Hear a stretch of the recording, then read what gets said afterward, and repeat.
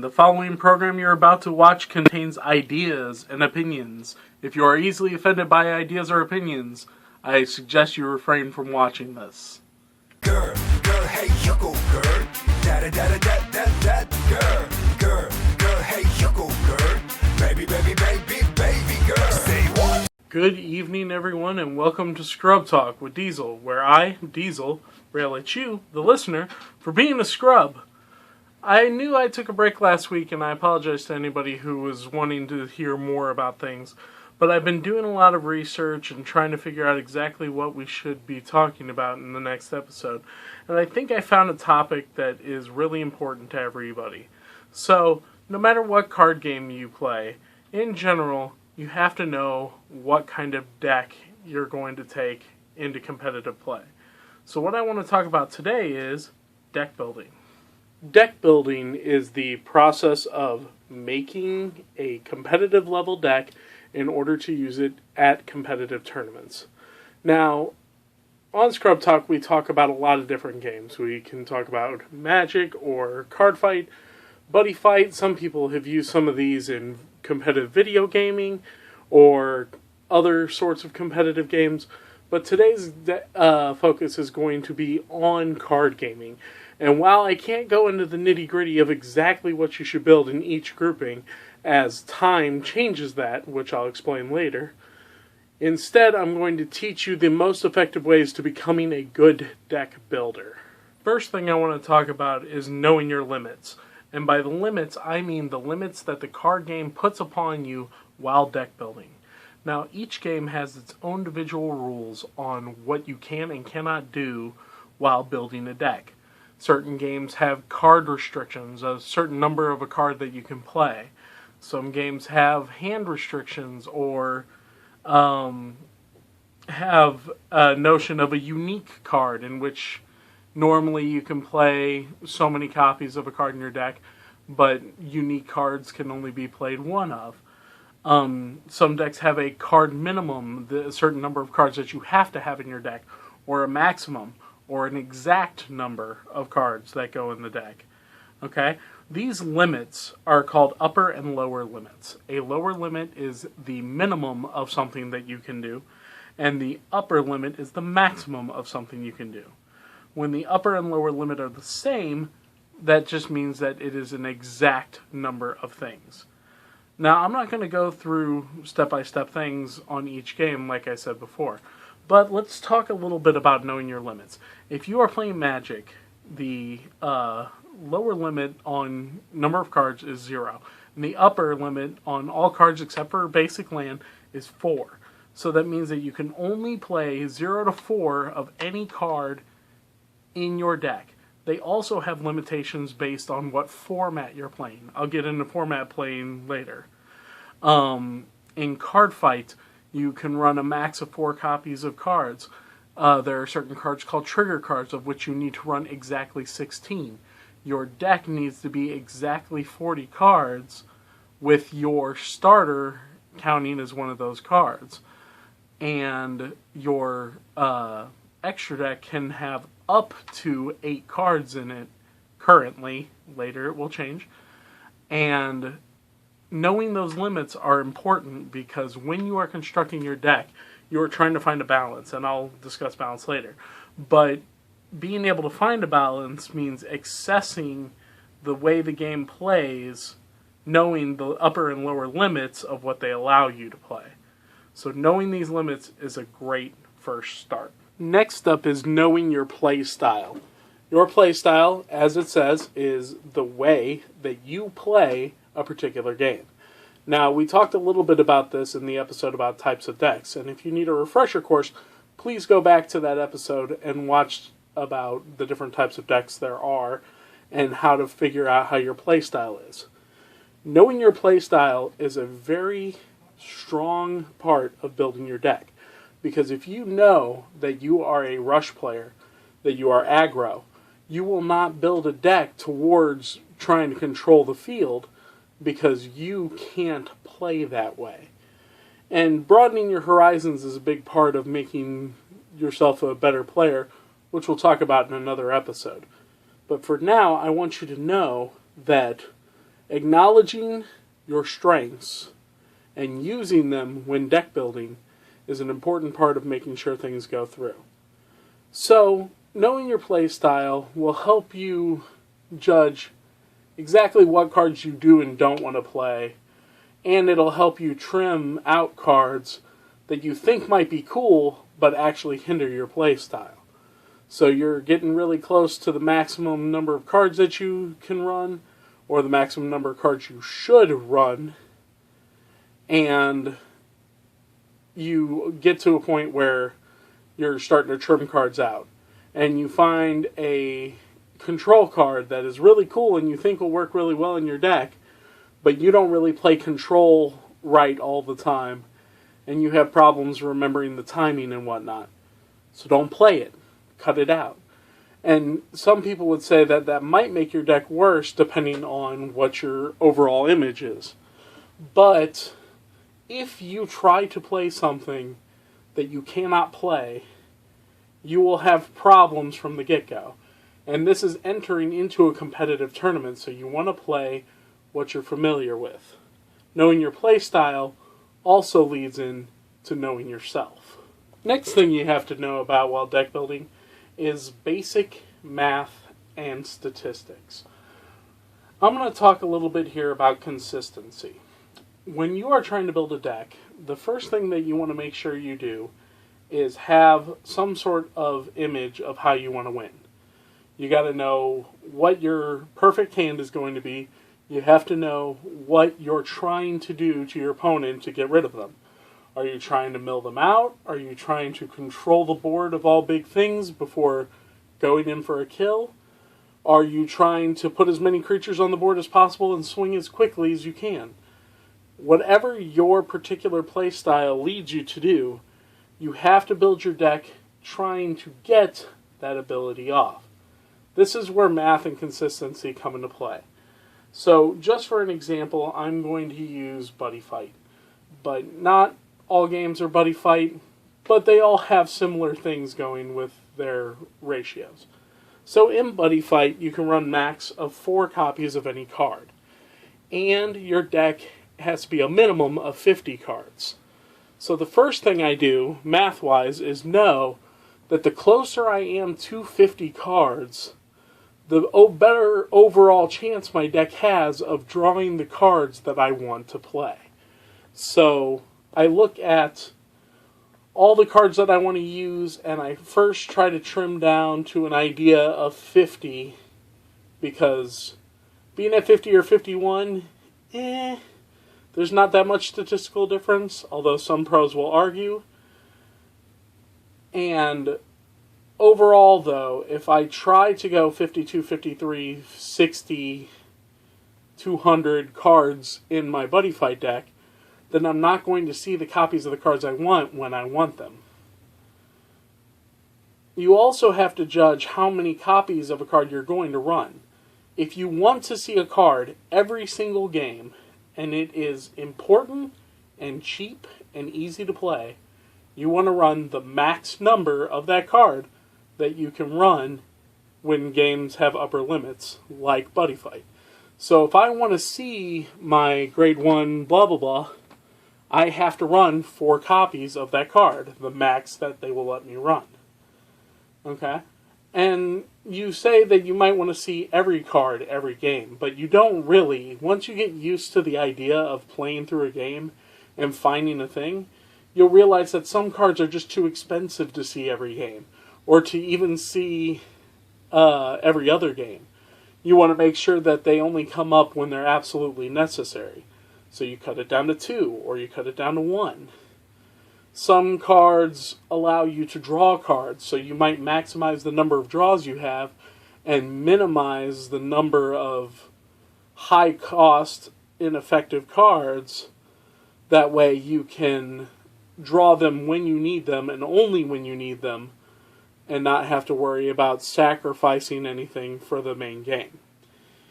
Also, when we're talking about consistency, it's good to realize that your main combo, the thing that you think is going to win you the game, is not always necessary for a good win. So, instead of trying to find this perfect winning image every single time, your goal is to have options.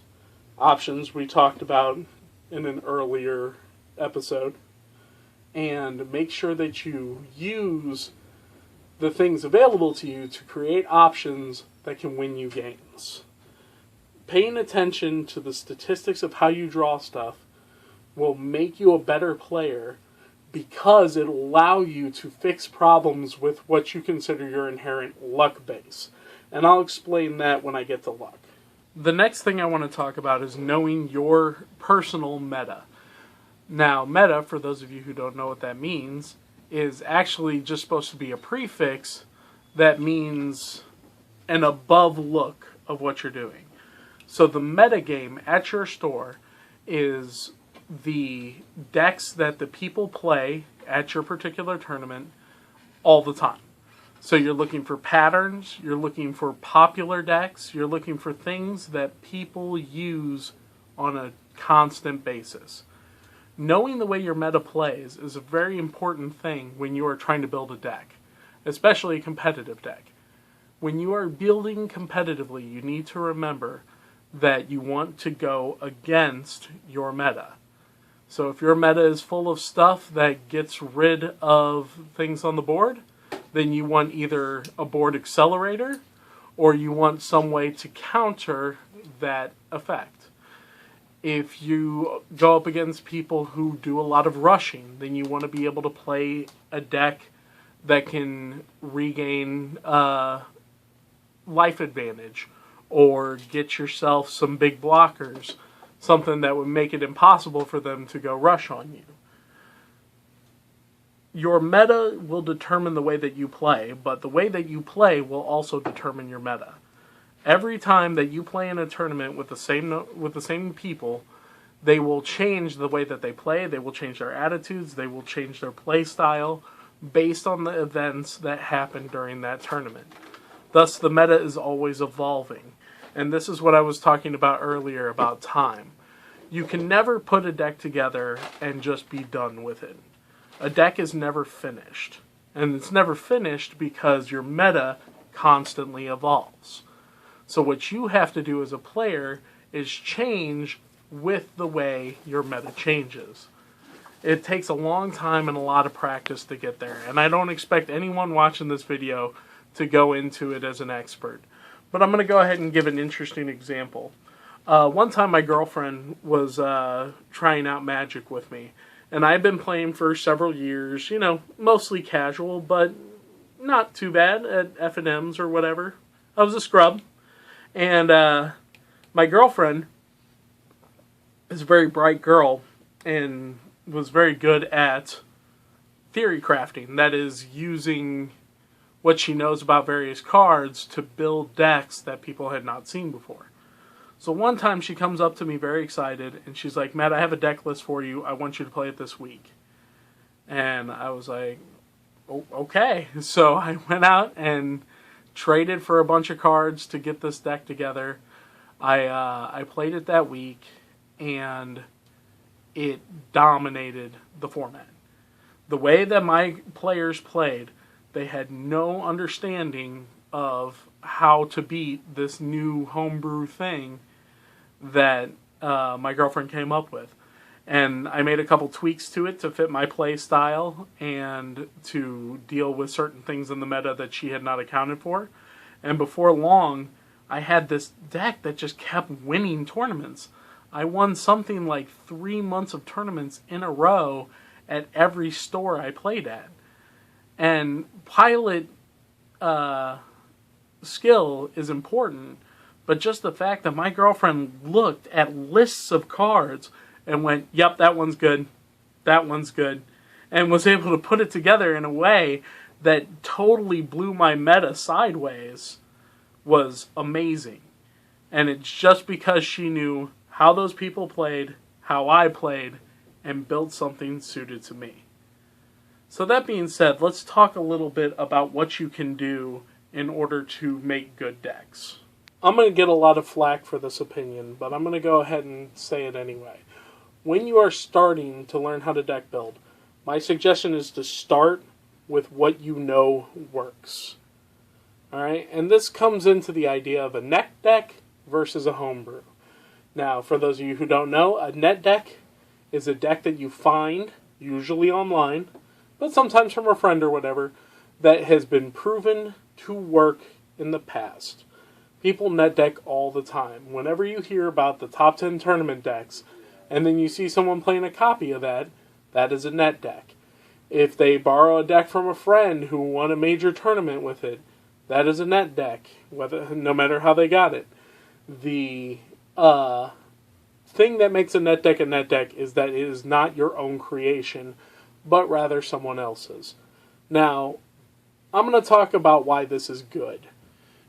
A net deck has benefit of experience. Players who use net decks often are tryhards. They're people who are trying to replace their skill level with money. But that's not necessarily a bad thing. Because in order for you to learn how a deck operates, you first have to see how a deck that works in action. So, grabbing a net deck and being able to pilot it will make you a better player, and looking at its inner workings will make you a better deck builder for later. I can't talk about net decks without talking about the opposite, the homebrew. Homebrew is exactly what it sounds like. Something that you created at home out of your mind or the collective minds of friends and built it yourself in order to do something. Now, homebrews have the benefit of being creative and not being seen a lot within your own meta. So you could bring a homebrew and possibly startle a few players by not playing the way they expect you to play. The downside of homebrews, and I'm going to say this knowing that people are going to argue with me, is that they don't usually win. Okay? This being said, every deck that is a net deck starts as a homebrew. Whether it means to or not, it somehow evolves into a tournament-winning deck, and that tournament-winning deck gets posted, and people use it and copy it, and then it becomes a staple in the meta. But in general, most net decks do not, or most homebrews, do not become net decks. Most homebrews lose, and they go home. And then you try again, and they don't work, and you lose, and you go home. And homebrews, while they can be successful after a great amount of trial and error, are often just things that we do for fun. So if you are going to play in competitive tournaments, you have to begin with something that you know works. And sometimes that means taking the shallow route, taking the try-hard route, and blowing that couple $100 on the deck that you know wins. But you know what? It's a better start for competitive play than bringing your 60-card trial deck and hoping for the best. The next thing I'm going to talk about is an advanced technique that you will learn as you continue to use your net deck and learn how to play. This technique is called teching. Teching is making small variations to a deck in order to change the way that it works against certain matchups. Now, some games have what's called a sideboard. That is a certain number of cards dedicated in between matches for you to change to make a game more interesting or to fix your deck against a certain kind of matchup. Some decks are just bad matchups against others. We see it all the time in any card game that you play. But with the use of a sideboard, you can often make up for those disparities by replacing some cards that don't work with some cards that would work in this situation. Okay? Teching takes a good amount of time to get used to, but you start small. You go with, okay, I'm playing this deck, but this one card just doesn't feel right to me. It never feels right. It always feels like I'm playing it at the wrong time. So why don't I replace it with a different card? And then you look at what your meta plays, and you choose a card that reacts to that. Okay? Sometimes these small variations are just one or two cards. Sometimes it will lead you to an entirely different deck build than what you see the net deckers play. Either way is just fine. The important part is that teching has to make your deck better for you. And that's an individual thing. That is a journey that only you can decide on. And, some of you will get it right, and some of you won't. Ask your older players for help on teching. Ask people that you know who are experienced. How do I get over this particular matchup? But once you start realizing that your deck is doing badly in matchups, you can usually make changes to the main deck that will fix the overall problem while still maintaining a semi-decent win average above everything else. This is when your deck starts turning from a net deck to a homebrew. Another thing I want to talk about is finding a good mentor. Okay? Card games are hard, and you need to have someone nearby you who has some experience, hopefully, has the drive to help you succeed, and has the ability to mold you into a better player. Okay? Finding a mentor is crucial if you want to become a better player. Now, finding a good mentor means a lot of different things. One thing is, if you have a group who are all pretty smart people, rather than finding a mentor, you could make a team. A team is a group of people who can help each other become better players. Now, this is hard because it requires all members of a team to be wanting the same thing, that is, to get better, and to do the things that you need to do in order to become better, i.e., practice, talk about decks, talk about matchups, figuring out cards. These things are all things that you want in a group that's supporting you. But finding a good mentor is often a way to get some insight into how particular things run. And finding a good mentor is fluid. If you're a baddie, if you're just the scrubbiest of the scrubs, then anybody who is beating you might seem like a good mentor. But that is not the case. Scrubs teaching scrubs is one of the biggest ways to hinder the growth of a player. You need someone who you can talk to, who you can trust, someone who is knowledgeable in the game in a competitive sense, and someone who's not afraid to tell you what you're doing wrong and how to make it right. Okay? Some mentors will be good for a time period, and you'll outgrow them as you become a better player. That doesn't mean that they were necessarily a super scrub to begin with. It just means that you evolved and became a player that no longer needs those kind of tips and needs to grow in a different area. If you have a couple of guys who are really good, they do well on the major circuit, they go out to competitive tournaments all the time for more than just fun, and they dominate your locals, maybe if one of them's easy to talk to, try to establish a relationship with that person. Usually, a really good player wants other players to be good. So, finding someone to guide you to do what you need to do in order to succeed is not that hard. Also understand that a mentor is only as good as the student that they mentor.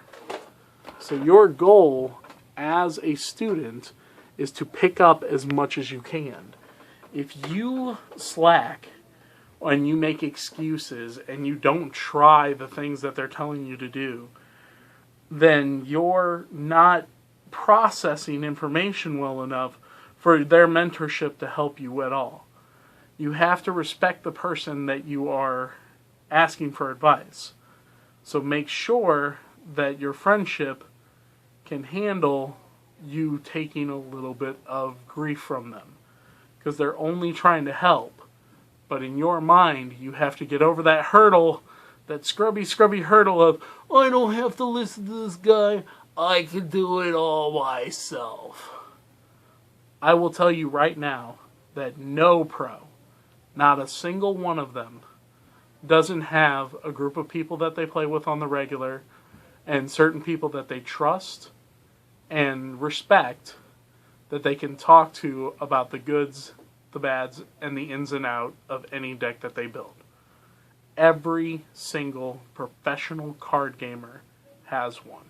And if they tell you they don't, they are lying. So please, find someone good to talk to. Find a good mentor. Find a good team.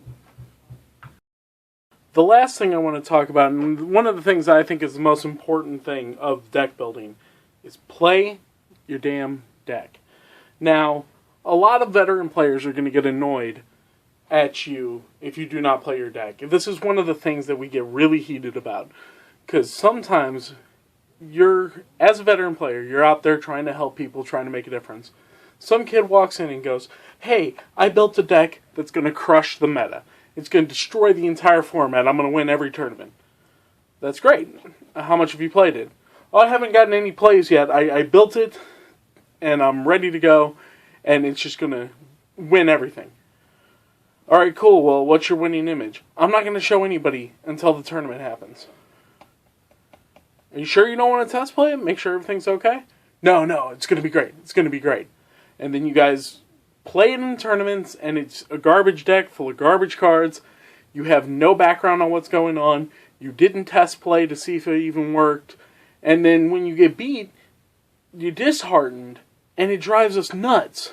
Because if you were playing your deck, if you were making sure that everything worked exactly the way it's supposed to, then you'd have a reason to be upset. But while you are test playing, you are not thinking about the deck as this is going to be my winning deck forever. You're thinking about what can I do to fix it? What changes need to be made? What subtle things have to happen? What big things have to happen? What combos are working? What combos aren't working? What does it lose against? But if you don't play, you don't have it. So this is what I'm going to tell you to do. Go out and play. Find people to play with. That mentor character or the team that we were talking about, play with them. Go out if you have school, play during breaks. Play during your lunchtime. If you're a worker, play after work. Play before work. Play during your break. Get some playtime done. Go to your store. Play some games. Find someone to play with because you need experience. Experience is the only way to build a deck correctly. So play the game because it's worth playing. You like playing the game, so play!